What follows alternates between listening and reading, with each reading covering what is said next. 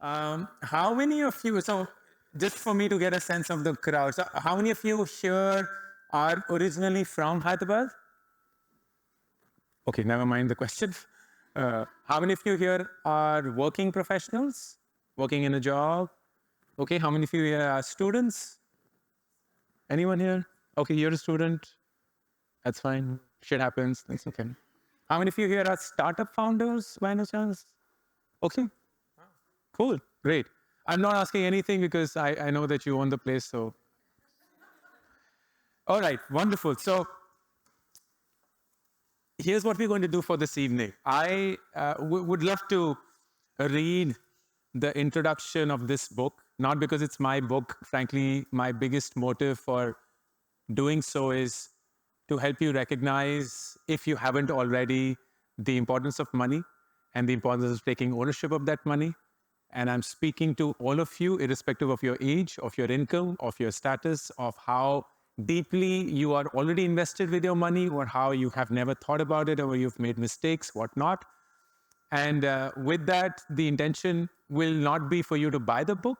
That's a very indirect outcome. The intention is that you walk out of this hall knowing very well that there's one person responsible for taking charge of your money, and that's only you and not your financial advisor. And it's unfortunate that we work so hard to earn this money, and then we don't get that money to work nearly as hard for us as it should. We let it rot in a savings account, in a fixed deposit, believing that it's doing something for us. But if you're wise enough, you know that that's not how money works. And we will, of course, discuss a lot. Once I'm done, it will not take me more than 20 odd minutes. What I'd love to do is this is a very small group, so we can be very intimate and have a round of questions. Anything under the sun.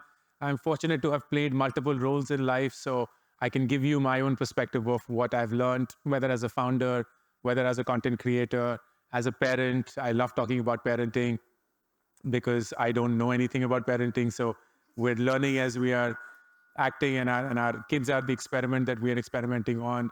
So it's fascinating. There are multiple identities that I live with, and I'm happy to share all of that. And then we can, of course, go through the signing and the selfies and all that we have come for. All right? Sounds good? Perfect. At any point of time, because this is a cozy affair, feel free to raise your hands, just disrupt me, walk out, walk in. There's nothing that will offend me. I am a very, very honest person, and I promise you my authenticity, and hopefully you'll see it at the end of this evening. Okay, so why did I end up writing this book? The introduction will explain that. But more importantly, how many of you here are active readers? You read actively, I'd say a few pages every day.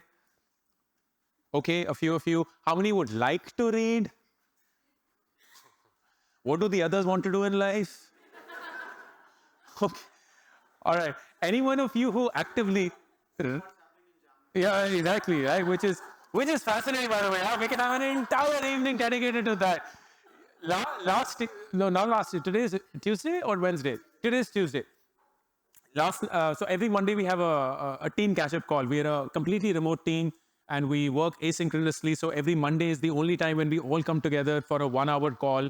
And the theme for every evening is, because we are remote and we're spread out and we are async, we have one question that we ask, and everybody has to answer that question. So it's our way of getting to know each other, and of course, getting all familiar with each other. And our 22nd March, by the way, launch of Quorum Hyderabad, you can see the work happening. So they're all working hard for that. So last evening's question was, what was your favorite moment from Jamnagar? And we were tripping. We were just like, and we have this team member, Ruchika. She is the biggest Bollywood fan ever. Like ever. So everyone had like, yeah, one moment, yeah, ye, kuch, and she's like, I have 7 of these moments. And she just started one by one. It was just so fascinating. But yeah, Jamnagar was such a wild experience. How many of you actively, if at all, write? Is there anyone here who actively writes or regularly writes? You do, man? Okay. I love that. There, sorry? And journaling counts. Journaling also counts, right? So great. I love writing, by the way. And I love writing for one purpose, which is very, very important when it comes to writing. Writing is the slowest form of expression. It takes a lot of effort to write. It takes time to write. You can speak very fast as much as you want to. You can see whatever you want to. You can hear whatever you want to, even things that you don't want to. So writing is a very conscious activity. And a lot of people think that writing is for the sake of writing. Writing, in fact, is the best form of becoming a good communicator. Because what writing trains you on is, of all the thoughts in your head that are all jumbled up and are hitting you at light speed, which in that moment is the most important thought that will come through your fingers, through the pen, onto the paper. And if you've written for a really long time, this training will set you up for life. Because there's so many people who are like, oh, you know what? When I am in conversation with someone, I'm speaking something, but then I already have the next three things that I have to talk about. And then I'm trying to listen to them, and I'm not listening to them, but I already know my response to them. And we are all so bad at channeling and pacing our thoughts. And we think that the way to do that is meditation or to read or to do all of that. The best form of doing that is writing. Writing is unbelievable as a task when it comes to pacing your thoughts, selecting the finest one in that moment, and then expressing it. So if any one of you consumes my content online, you will notice that I usually speak really slow, to the point that my editors are encouraged to put 1.5x, watch at 2x. You'll be bored as fuck. Please do that. And the reason is because I speak slowly, because in my head, I've trained myself to pace my thoughts. That is the speed at which I would speak and the speed at which I would want to hear as well, because it allows me to comprehend both what I'm trying to suggest and, of course, what I'm trying to listen to. So book writing for me is just a nice, happy outcome of the writing habit that I've formed for several years. I've been writing since I remember myself, and I've always found joy in it. I do not know who set me up on that habit. It certainly weren't my parents. My parents, while they encouraged me to read a lot, I don't think they ever encouraged me to write. And I don't know if my English teachers in school did that or not, but something worked. And here I am in love with writing. The book is dedicated to the rupees I wasted and the wisdom I earned. The book is dedicated to the rupees I wasted and the wisdom I earned. I wasted a lot of money to write this book. Not in terms of, the paper cost and the typing cost and the internet speed and shit like that. I've genuinely just spent a lot of money being stupid with my money, not being respectful of money. And when people ask me, hey, how long did it take you to write this book? My answer is 30 years. Because that's how much it takes to experience everything that I have and put it into this book. Of course, the writing process was only 3 months or whatever that number was. But the true reflection of what money did for me and what it did not came through this experience that I had. And then the introduction. The introduction for me is actually the most important part for a book. I don't know how you read books. If you read books, I will always open a book. The first thing I will read is the back. I will never look at the front because that's almost always misleading. I'll look at the back, and the back will give me a good sense of what the author's impression of their own book is. And then the introduction, usually the first page, will be how they want us to perceive them. Because that's their way of trying to impress us, their way of putting the first impression well enough. So the introduction for all my books is a very important one. The introduction to Do Epic Shit was, this will be the worst book you'll ever buy. The introduction to Get Epic Shit Done was, if you thought that Do Epic Shit was the worst book you'll ever buy, wait till you read this one. And here's the introduction for Make Epic Money. Congratulations. You have picked the least likely author of a book on money. I'm not an expert. I do not have the right degrees, and my money history is pretty disastrous. I'm not as cool as Ramit Sethi. For those who may not know, Ramit Sethi is a really cool finance creator based out of the US, builds some really good quality content. I'm not as articulate as Morgan Housel, Morgan Housel is the author of this famous book, Psychology of Money, and in my opinion, one of the finest finance authors that this world has today. And I'm nowhere near as knowledgeable as Deepak Shenoy or Monica Halan, who are considered to be the finest two finance authors in our country. So if you're skimming this book online or in a bookstore, this is your chance to escape, my friend. Keep this book away. Now, this is no reverse psychology shit. Like, I'm not some psychologist. I don't know how the mind works. I'm genuinely being truthful here. I really mean it. I have no business writing a book on money. I'm not qualified to do so. I'm not an expert on money. I've made so many mistakes that it's not even funny. So why the hell would anyone in their right mind pick a book on this? And that's where I begin. But if you already have this book, imagine me in an Instagram reel saying 3 reasons why you should read Make Epic Money. And if you know, you know. Number 1, we learn more from those who have made mistakes than from those who haven't. We learn more from those who have made mistakes than from those who haven't. I've made a lot of mistakes. I learned from each one. I've picked myself up. And I'd love for you to not make the same mistakes as I made.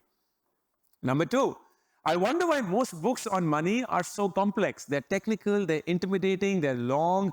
This book tries to answer one simple question. How can a book on money be both helpful and joyful for someone in their 20s or their 30s who grew up in the Instagram and YouTube era? And that was a very important question for me because I don't know why. I don't know how many of you have read a book on finance, but whenever I read a book on money, it almost feels like the author is saying, look, you're shit. I know everything. So let me just tell you what you have to do, and you just pretend to know or follow because you, frankly, wouldn't even get half of this. And it just talks down upon you, and I always get this impression. And then to add to that complexity is this generation where we're just addicted to YouTube and Instagram. And that's a very wild generation because we're just constantly swiping up. Everything needs to be in 60 seconds. If it's longer than that, we're like, nah, bored, swipe, swipe, swipe. Our attention spans have gone for a toss. We don't even know how to spell attention. And in the middle of that, we are always living in this FOMO, oh, I got to read books because someone out there said reading books is a good thing. But they can't go beyond the first page because books are boring. They are very dense. They're written in fonts which I don't know who is picking. The sizes are terrible. The font type is terrible. It's almost like, let's just get everything that I had to ever say in my life in 200 pages or less, because that's how I manage the book cost. I don't find books appealing anymore. And there was an insight that I had several years back where I recognized that the world, particularly the younger generation, which seems most of you, is not reading horizontally anymore. I'm from a generation which used to read horizontal from left to right, left to right. But today's generation is reading vertically. They're reading top to bottom or bottom to top, and they're just scrolling up. They're not going left to right. They're not watching tennis matches anymore. They're just swiping up. Their eye levels are constant, and the algorithm is doing the job for them. And they're just addicted to that. So if you want to get that generation to read a book, you have to write a book very differently, which was this attempt. Certainly do epic shit was and get epic shit done was as well. And number 3, I'm not trying to impress because I don't even have the qualifications to do so. I'm trying to help, to make finance fun. This book will speak your language, not mine. It will use your words, not mine. And oh, before I move on, remember the golden rule. And I truly believe this rule. It is the book's job to hold your attention as much as it is your job to give it attention. It is the book's job to hold your attention as much as it is your job to give it attention. So at any point of time, if this book becomes boring, drop it. Drop it. And the big mistake that we often make if you're trying to read a book is like, oh, I've started this book. Now, if I don't finish it, it's my fault. No, I'd say it's just as much the book's fault because the book is just boring. It's not meant for you. It wasn't written for you in the fashion that you could comprehend or receive it. drop it. It's the author's fault, not so much yours as well. And that, of course, is liberating, and it's very easy to like, oh, it's your fault, it's not mine. But I truly mean it when it comes to this book. At any point of time when the book gets boring, just drop it. There are more awesome books on money out there. And if you're still with me, here's the backstory of money and me. We grew up without money. My dad worked in a sales and marketing job, and my mom was a primary school teacher. She was in the sense that she was a primary school teacher, but she's still alive. A family aspiring to escape the middle class curse. And this is the quintessential middle class curse that we are all born into, and we all spend almost all of our life escaping it. So this is what my family did to escape the middle class curse. Credit cards, personal loans, buying more than we could afford, those were the methods we used. And not surprisingly, we were always in debt. We were always in debt. As late as 2017, which is when I was 37, was when I became debt-free for the first time in my life. I had a debt on me from the first day that I started working, which wasn't mine. It was my dad's business debt piled, and I was unfortunately or fortunately the only one who could pay that off. So I started with a negative 45 lakhs on the first day of my earning career. And then I had the ISB education loan, and I had Hajar other loans. I took a personal loan for my marriage. Then, of course, a car loan because middle class, AF, and blah, blah, blah. It was only until 7 years back at the age of 37 when I became debt-free for the first time in my life. So wild. My parents' dream for financial security were pinned on my sister and me. And I was told that there's a proven process to achieve it. Study hard, get a good job, and then work hard, get promoted, get increments, save a little bit here and there, and live happily ever after. And I was convinced. I was like, this is the best plan ever. Because I know how to work hard, I know how to study hard, I can get this cool job. So I studied hard, I got good grades, I went into ISB, I got good grades there as well. Then I went into consulting, I was earning a lot of money. Then I went and started my own startup with the dreams of becoming a billionaire. And I had everything going for me as per this plan. I spent my 20s and 30s chasing a plan that I was convinced would work for me until it did. At 39, I had no money in my bank. True story, huh? I'm not making this shit up. I stepped down as the CEO of my startup, and I had no source of income as well. I had paper wealth. So I was, of course, a startup founder. So for the few startup founders out here, paper wealth, equity, Shark Tank, blah, blah, blah, like all nonsense because, of course, there's nobody to buy that stock. But you are a millionaire on paper. I still am a millionaire on paper, but I've never seen that money come through. I had paper wealth, which did not amount to anything. I had no assets to speak of. Plus, I had a family to take care of. This is 39. Fuck my life. How could this have happened? How could this have happened?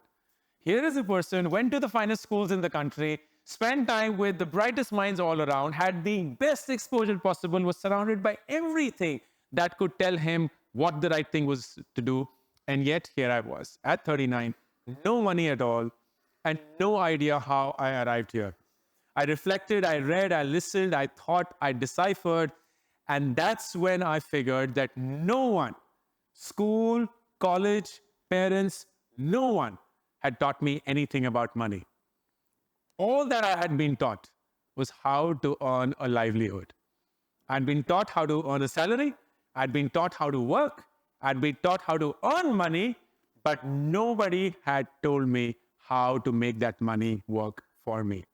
So frankly, this book is for the 20-year-old me and for everyone like me who were prescribed a blueprint for life but was never told how to manage money or how to make money work for me. Make Epic Money has a very simple message. Your background, your insufficient knowledge, your limited experience, your lack of expertise, these are not the things that hold you back from making money, from creating wealth, from living the life that you deserve. What holds you back are your deep-rooted beliefs. Beliefs that will tell you that middle-class people do not get rich easily. Beliefs that will tell you that you have too many family obligations and financial obligations, so investing is not possible right now. Beliefs that will tell you that money is too complicated to understand, so let somebody else do it for me. Beliefs that will tell you that salary is the only source of income that one should have or can have. Beliefs that will tell you that only rich or lucky people get wealthy. Beliefs that will tell you that for somebody to get rich in this world, somebody has to get poor. Your beliefs can ruin you financially, or your beliefs can set you up for life. Change your beliefs, change everything. And this book is an attempt to challenge and provoke you to change your beliefs so that you don't make the same mistakes that I made. Every day, read a few pages, come back to it the next day. When the book gets boring, drop it as I said. In the end, take 5 ideas from this book. Your choice, any 5, and apply them to your life. Follow them consistently. Make them your unbreakable money beliefs. If you do just this, you would have started your journey to financial independence towards building wealth. And I am really excited for you. That's the introduction.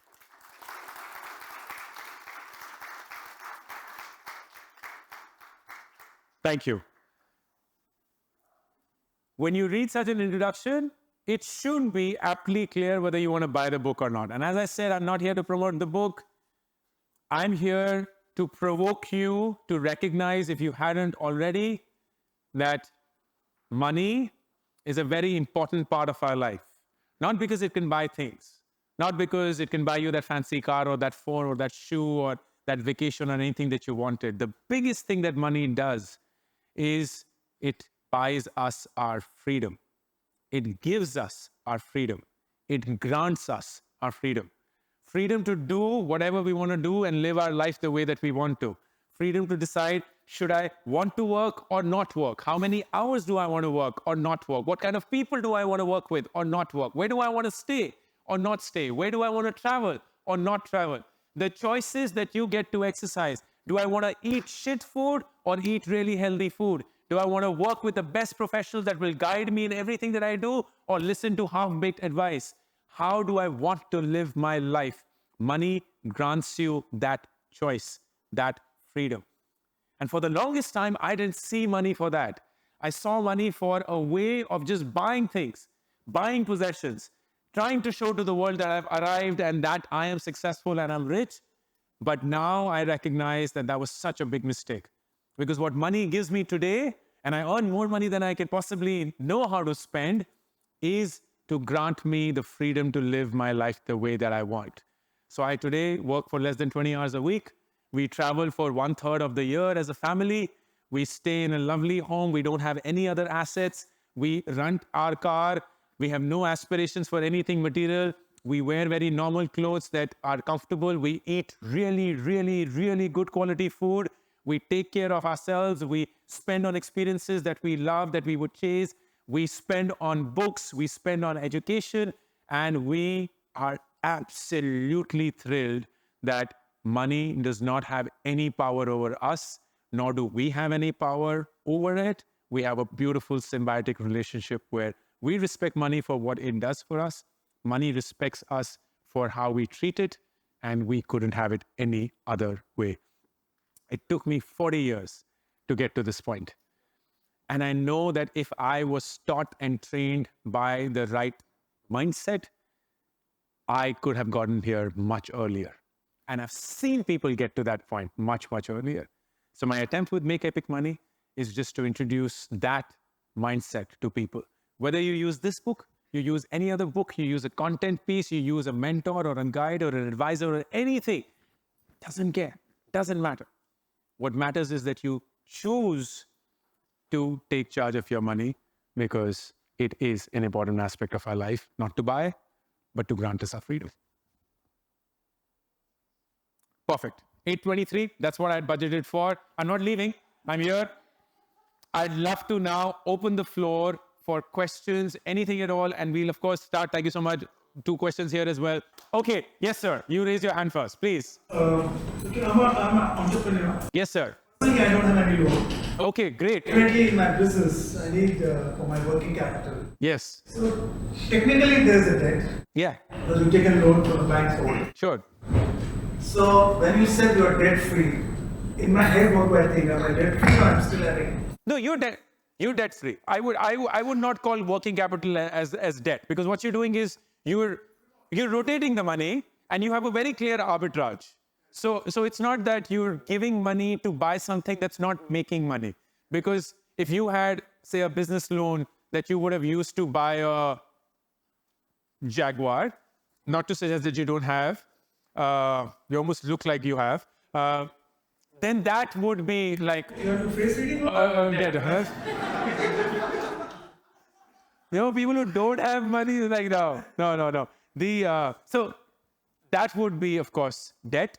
But if you were deploying that loan at a cost of capital of, say, whatever, 8% or whatever, and you're clearly making far more than that as return on capital employed, that's not debt. That's actually the smart way to go about doing it.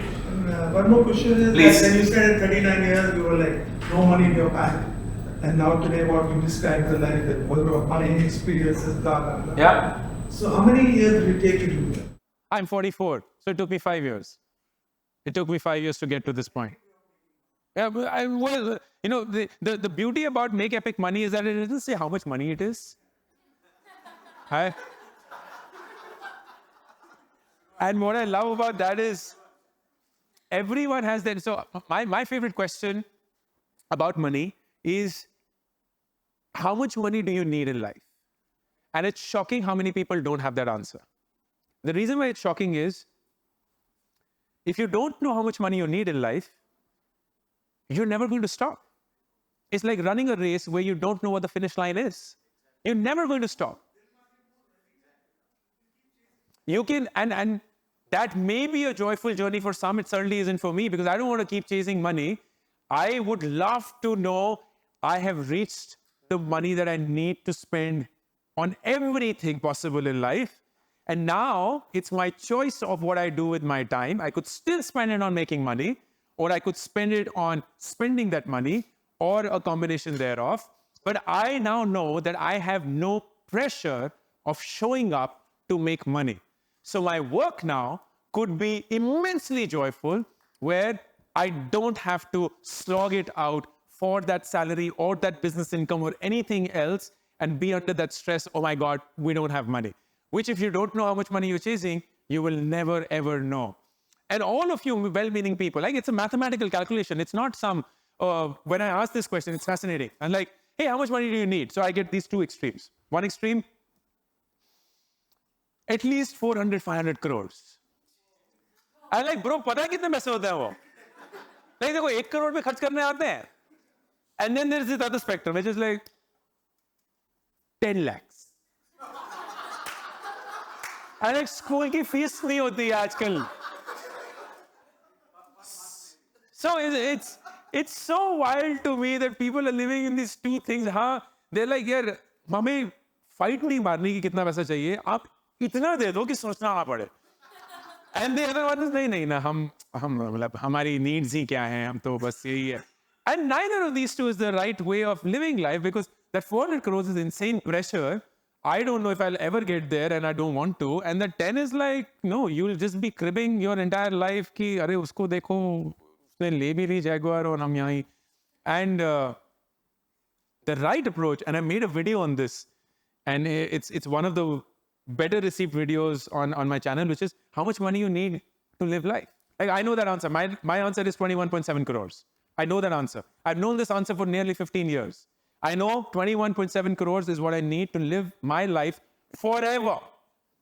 To pay for everything, including a Mars trip. Pay forever. Everything. Like, if I remove the Mars trip, I suddenly crash to like 12 crores or something. I don't even need that. Like, and I'm assuming Elon Musk 10 crore mein samal lega. But that's it. That's it. And I know that X Mars, my target has been hit. I don't have to show up to do anything. I can get that money deployed in the bank, and my mutual funds and Nifty 50 happy index will just take care of it.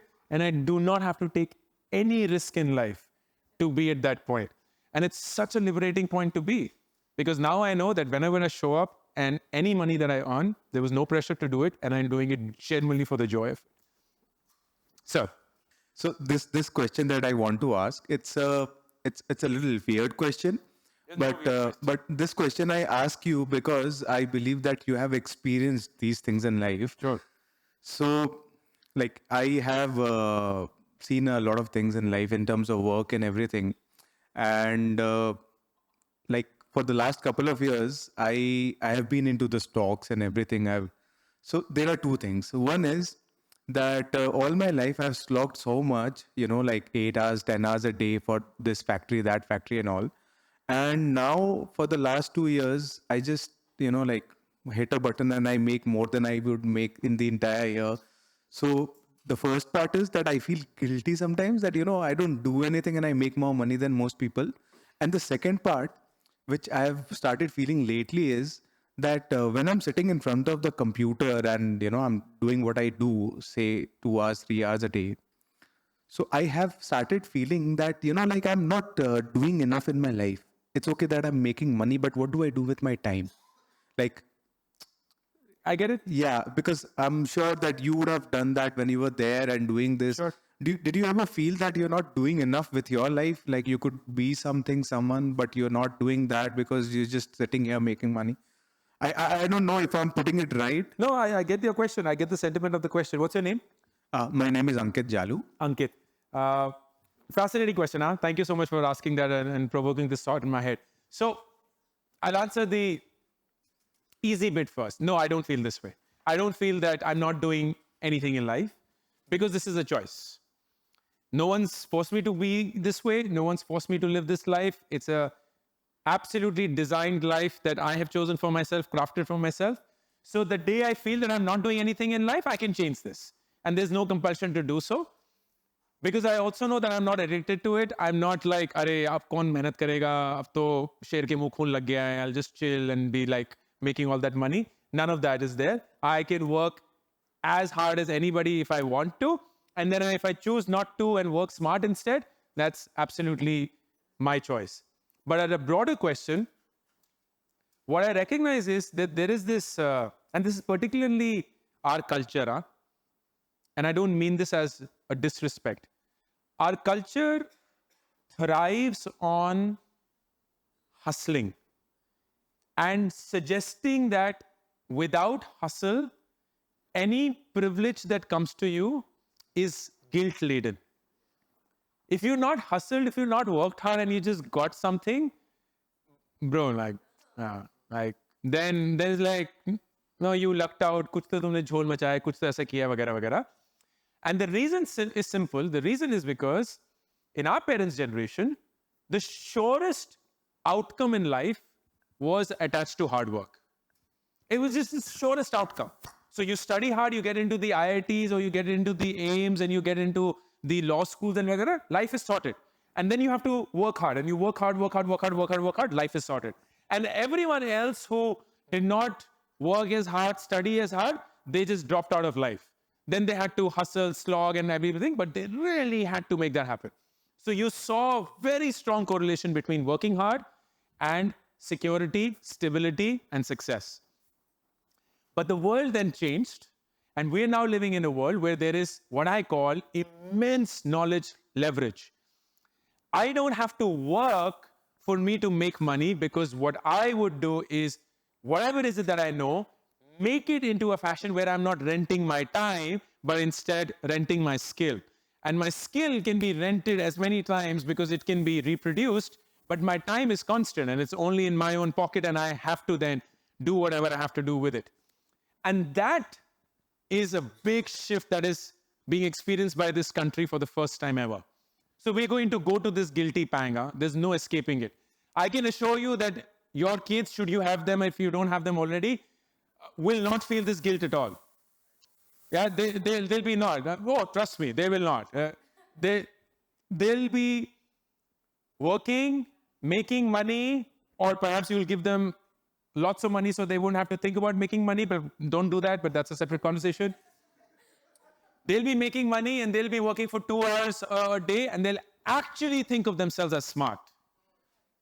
They'll actually think of themselves as super, super smart because they're like, wow, my parents worked for 12 hours a day, got to this point. I only work for 2 and I'm getting to the same result, if not better. I must be really good. But it's just how the world has changed. And it's going to be more so with, of course, ChatGPT coming in and AI and all of those jobs will be taken away. They'll be automated. And it's ridiculous how it becomes so easy to reproduce that.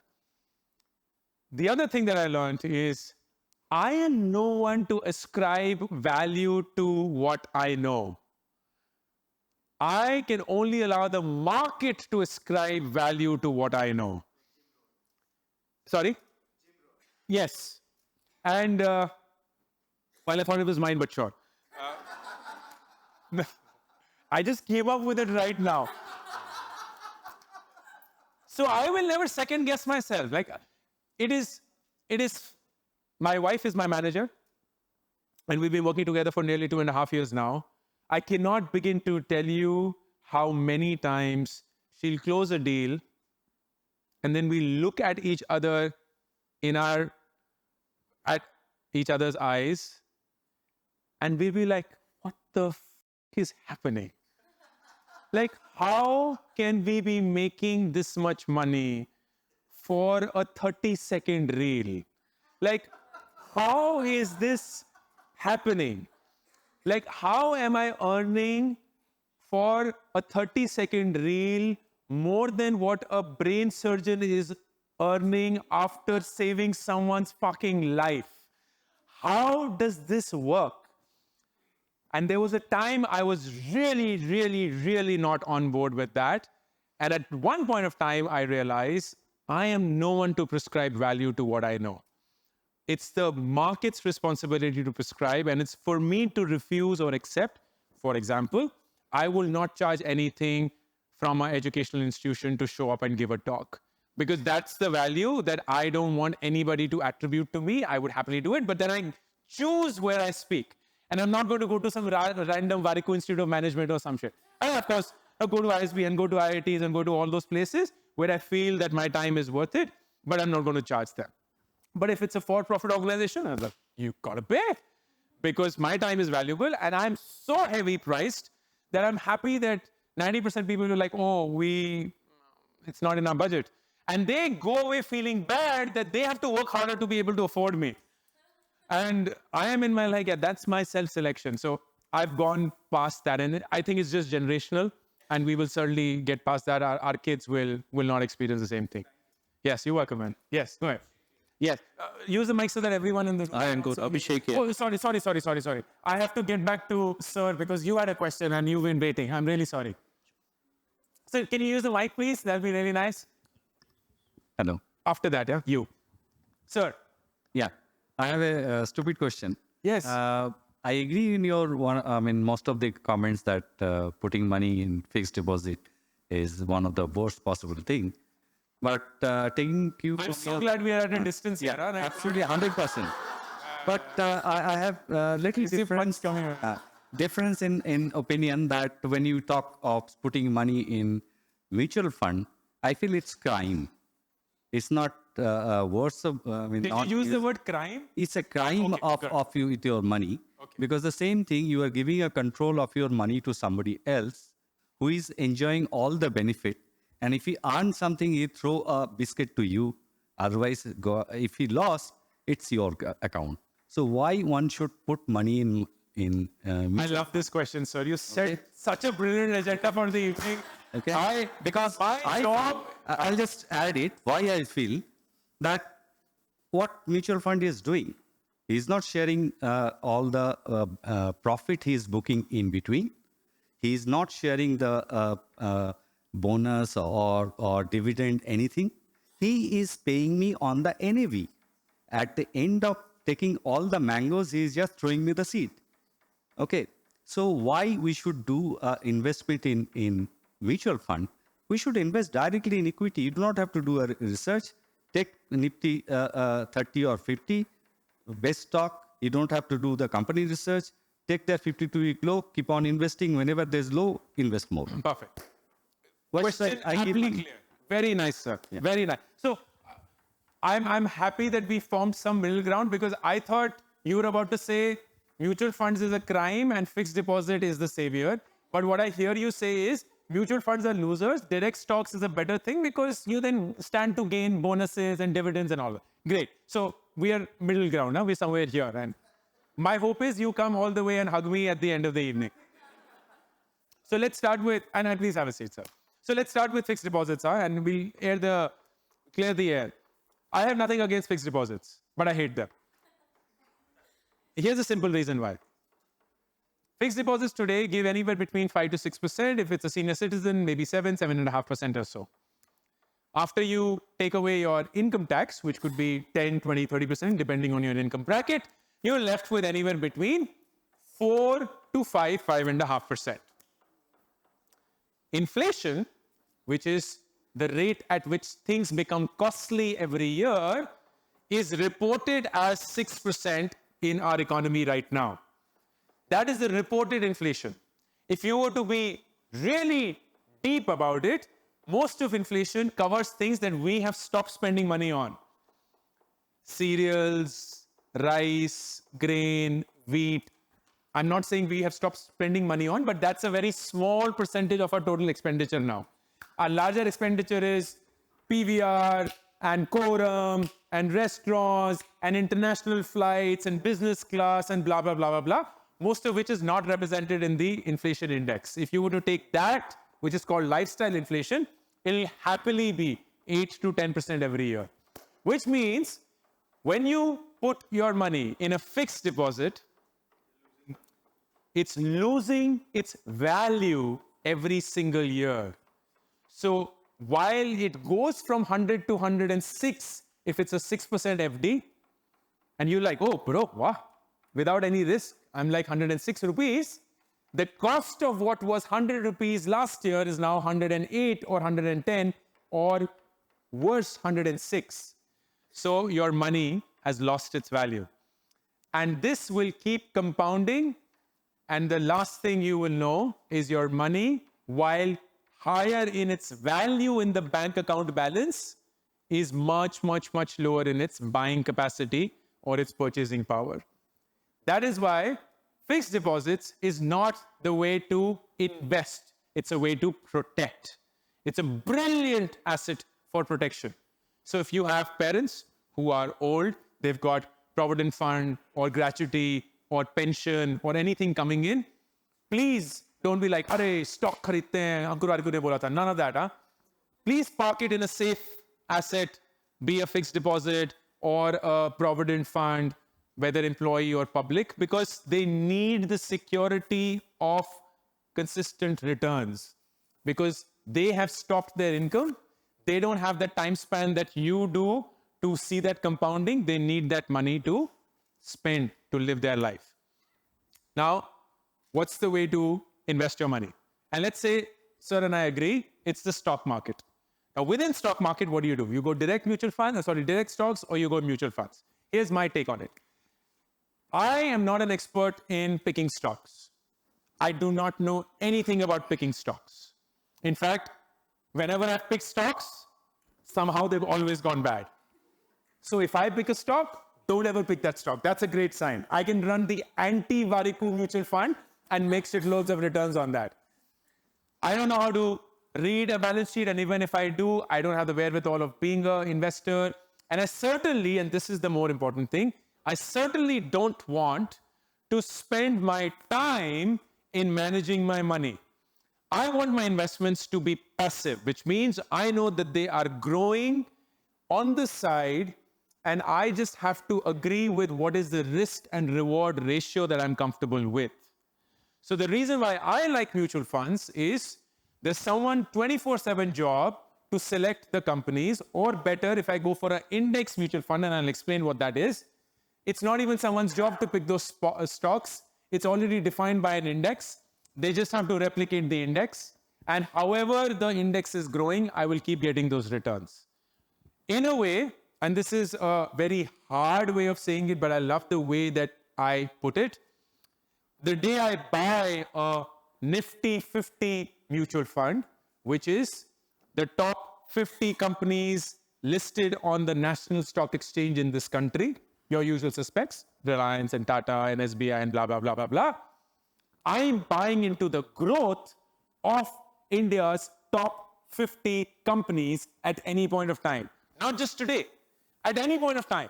Because if those 50 companies were to change after 2 years, the mutual fund will automatically change. I don't have to do shit.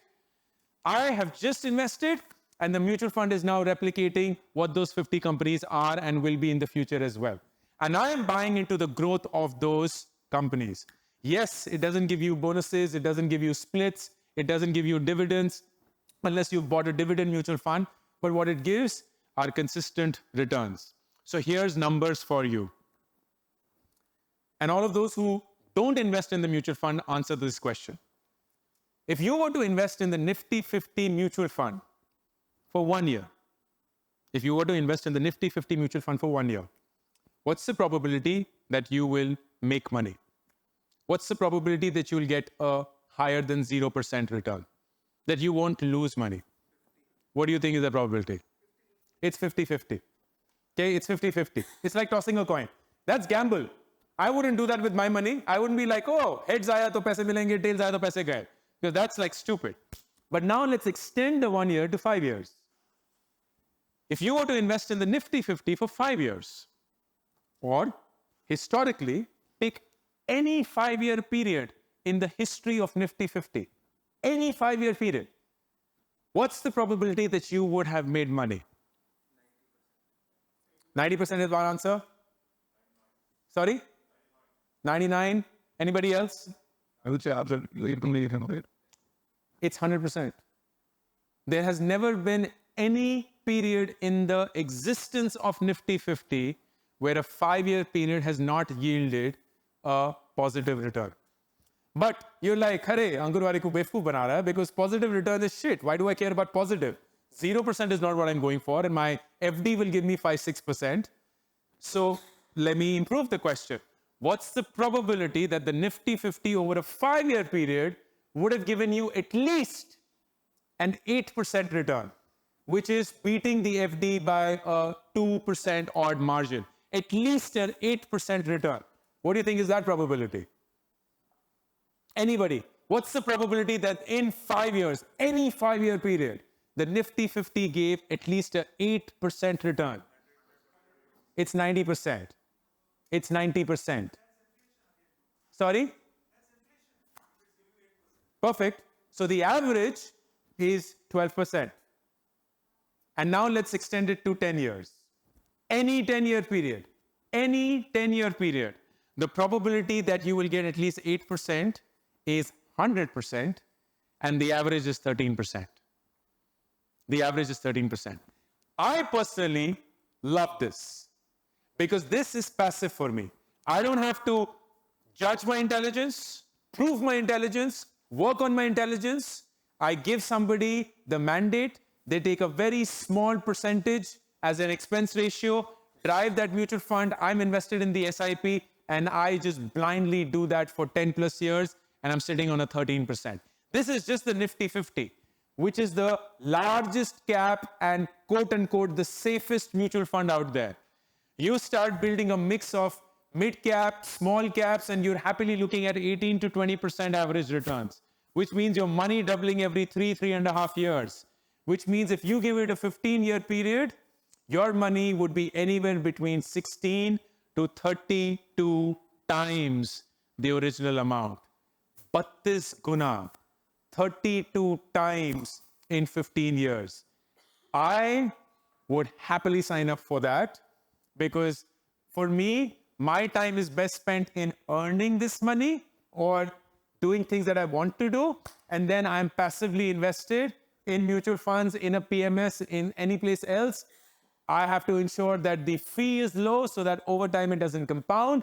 And I am happy to give somebody the share of returns for the returns that they generate from me, because at the end of it, I'm sitting on a nice, happy 18 to 20%. Does that make any sense, sir? Actually, let me ask ma'am, because I think it's high time you got a say in this.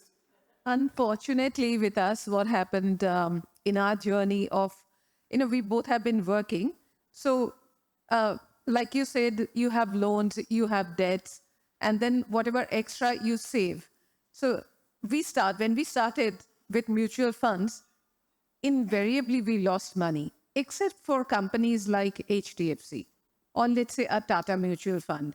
Like at the same time, when I have invested in companies which has a foreign component, like a Franklin Templeton, my return after 3 years, 5 years, when I needed that money to invest into something else, I got negative return. But I had to take that because I needed that whatever little money I needed. So that's how something with both of us, we are kind of averse to putting the money in the mutual fund. And we thought that might as well start small and learn on the way. And somehow it has paid out. All right. And I absolutely respect your context. Huh? And my idea is certainly not to impose. But if you can, please consider the Nifty 50 mutual fund. It's, I wouldn't say the best out there, but what it will do is give you the assurance that you're banking on the top 50 companies of this country. And only when the entire economy is down, will that mutual fund be down. It will never be a time where just that mutual fund is not performing and everybody else is, because that's the beauty of index when it comes to Nifty 50. Absolutely. And we are in such a time for India. It is kind of, it gives you kind of confidence. Even if you put your money in equity, you're kind of confident. Of course, if you're not selecting things like settling to Nifty 50 or the companies that you know are Larsen and Toubro, you can't go wrong with it. Or things like that. They have such huge businesses ahead that, okay, even if some years can be bad, after 4 years, 5 years, your money is definitely going to grow 2 times. You might get bonus, you might get dividends. So I think it's a happy spot. Just don't speculate so much. Yes, you chose the right words. My only thing is that when do we feel that we have enough? Like you have settled onto a sum like 21.7 or yes, yeah, that is correct. How do you get to that? Oh, it's a mathematical equation. I would love to know that. Oh, I made an entire video and I'd love to share that with you. I would love to know that. It's an Excel sheet. You punch in those numbers, it will automatically give you that number, and you at that point of time will know how much it is. What you have to do is you have to forward project what your aspirations will. So your needs are already taken care of. So okay, this is my monthly kharcha. It will grow at this kind of a pace depending on every category, blah, blah. And these are the things that I have to plan for. Like when I was much younger, and I used to think, maybe if I have 2 crores, I'll be good enough. Now today, I look at that same myself and I laugh. So obviously I could not foresee what could be my need. And it's not so much of the need, it's about how that that money gets destroyed in value and you don't account for that coming in. So the big element in the future projection is not so much of what would you want to do. More often than not, we can give a ballpark and there is a contingency that you can add, blah, blah, blah. It's the lack of understanding it, how big that number will be in the future when you actually want to get done. For example, I have budgeted 1.5 CR each for our kids' education because it's possible that they may go to international country to. I'm hoping they don't go to college at all, but let's say they do. So it's 1.5 CR. But our younger one is 12 years away. And 12 years baad, that 1.5 CR at the rate at which education has grown would be nearly 9 crores. Would be nearly 9 crores. So 9 crores is really hard to fathom. Like, what? 9 crore रुपए एक ऐसी engineering degree के लिए जो कोई भी कर सकता है, then you like YouTube से सीख लेते हैं. And like, I would make a deal with her. Like, you know what? You could spend 9 crores going to Harvard, getting this 4-year degree, or I'll give you 9 crores that you can learn it on YouTube. And I'm very sure she'll pick the 9 crores. and then start a business of our own and do very well, or whatever the case is. I'm being flippant. So the challenge is in projecting how that number will move. And the same thing, like you've seen it. I remember this conversation with my parents. They were in Lucknow when I was 2 years old. And my dad is like, जानता है Nandu, my pet name is Nandu. जानता है नंदू कि जब हम लखनऊ में थे ना, तो जिस घर में हम रहते थे, वो हमें 10,000 रुपए का मिल रहा था उस समय. And मतलब पापा उस समय में हमारे औकात 10,000 रुपए की नहीं थी. Don't think it's like 10,000 रुपए आज के. But that 10,000 रुपए का घर maybe 10 crores today. And that's a matter of what, 40 years or so. But that is how inflation works. And we very, very hard to pinpoint that in our head because So that's why it is so important to figure that what would be that figure that would work for itself. Exactly. That's when you're free. That's when you're truly free. Yeah. That's when you're truly free. I want to get I'll help you with that. I'll help you with that. And sorry, I'm stopping maybe someone else to ask a question, but our daughter, she's finishing her graduation in US, and whatever would be left, how do I get her interested in managing that money? You can't. You can't. I'll make a very honest remark here. Your job's done. Please, your job's done. And let them fall. They will, of course, come back to you. You will always be home. But your job as a parent is done. In fact, you've gone far beyond. I don't know if you've paid for her education. Nahi karna tha. But if your job is done. She'll figure it out. She's smart. She has capable parents. She's seen the world. She'll figure it out. The thing is, the second you ask her to do anything or to even, quote unquote, make her interested in anything, the rebel in her will jump and be like, that's the same thing that I've been avoiding all my life because I wanted to be independent and do it on my own way, which I'm sure she's experiencing. She will find the value of all of your wisdom very soon, by the way, and she'll realize that you were right all along, but very hard to admit that, but she'll find her way. Your job is done. Please, please, please. You go and party, आप ऐसे quorum में chill करे हो. छोड़ दो अब इसको. छोड़ दो. Yes. Yes. I had last two. Okay. I have the mic, so I was next. Oh yeah. You were old. It's like. So my question is on creating leverage, just like how I took the mic. So I've seen my friend right from his college days growing to one of your team members, Furkan, and that's where I knew that he took an unconventional path and right now works and very happy working with your team. Now I want to understand what's your process of finding how can I create a leverage? Because many a times it comes through setbacks, through internalizing. You might have seen those dark days, those sad moments. So what was your process? And if you have any insights from there that can help us project our leverages as well. Yeah, I'll give you a useless answer and I'll give you what I think would be a useful answer. The useless answer is I'm a very, very boring person by design. What I mean by that is I love living life as a process, which most people don't. They like excitement in their life. They like some variety. I don't like variety. I shouldn't say I don't like it. I don't go seek it. So I can wear the same clothes every day. I've been wearing this trouser for the last 5 days. You go on my Instagram, 5 din yahi pant dikhegi. Yeah, convenient, pen lo. I'll eat the same food every day. I'll follow the same routine every day. And I don't get bored. I don't get bored. Now that's a useless answer because I think I was just born that way. That's my nature. But I'll tell you how I made this into a useful thing. For me, my only question in life is, what do I have to do? And how do I make that repeatable? That's the only question I keep asking. And if I do something that cannot be repeated, I don't do it.